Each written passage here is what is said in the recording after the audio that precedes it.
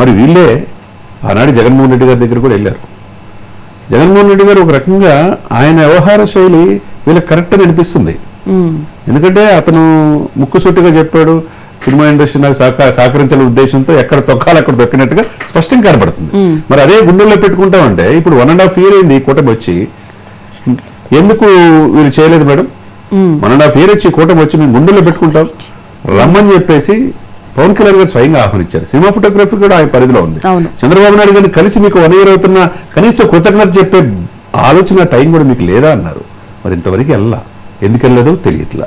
Ticket rate విషయంలో 10 రూపాయలు 15 రూపాయలకి ఇచ్చినప్పుడు కూడా పవన్ కళ్యాణ్ గారు తగ్గి ఉన్నాడు తప్పితే ఎక్కడ వీళ్ళు తగ్గలేదు కదా. ఆయనకి నష్టం వచ్చినా ఆయన జేబులో రూపాయలు పెట్టాడు తప్పితే.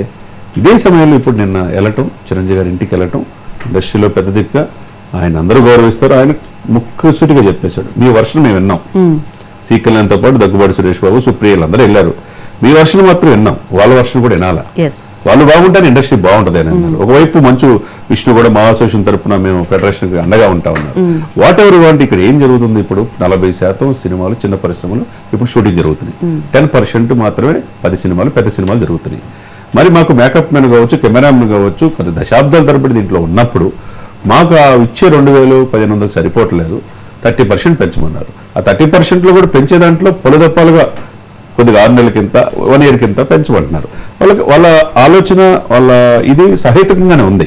మరి 100 కోట్ల రూపాయల బడ్జెట్లు 1000 కోట్లకి వెళ్ళిపోయి నెక్స్ట్ ఆస్కార్ లెవెల్లో వెళ్ళిపోయిన మన సినీ పరిశ్రమ హీరోలకి 100 కోట్లు ఇస్తున్నారు. మరి అదే సమయంలో హీరోయిన్లకి ఇస్తున్నారు. వాళ్ళు షూటింగ్లకి కనీసం ప్రమోషన్ పాల్గొనకపోయినా వాళ్ళకి ఇస్తారు.